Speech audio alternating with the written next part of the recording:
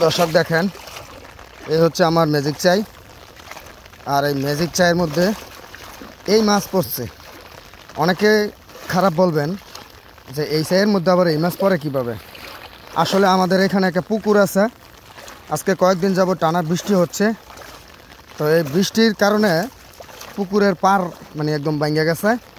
অনেক মাছ আসলে ছড়ায় গেছে। তো এখান থেকে অনেকেই এই মাছ ধরে নিছে।